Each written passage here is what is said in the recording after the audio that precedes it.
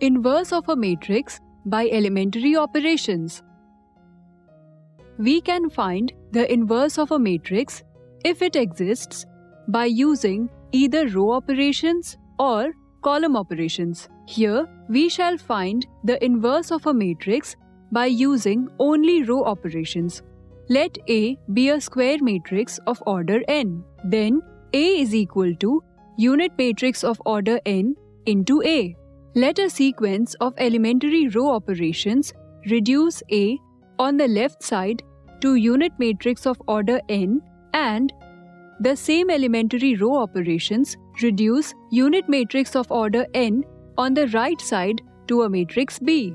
Then unit matrix of order n is equal to B into A, which implies unit matrix of order n into A inverse is equal to BA into A inverse, which implies A inverse is equal to B into A inverse by associative property, which implies A inverse is equal to B into unit matrix, which implies A inverse is equal to B.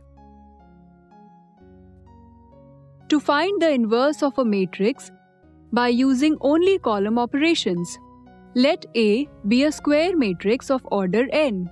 Then A is equal to A into unit matrix of order n. Let a sequence of elementary column operations reduce A on the left side to unit matrix of order n, and the same elementary column operations reduce unit matrix of order n on the right side to a matrix B.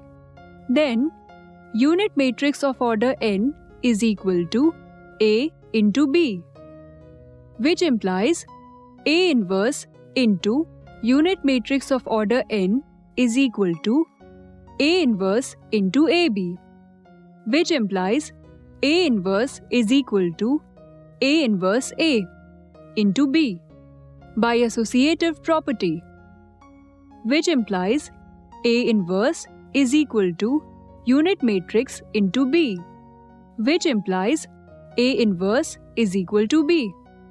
Remark: by applying one or more elementary operations, if we obtain all zeros in one or more rows of left side matrix, then A inverse does not exist.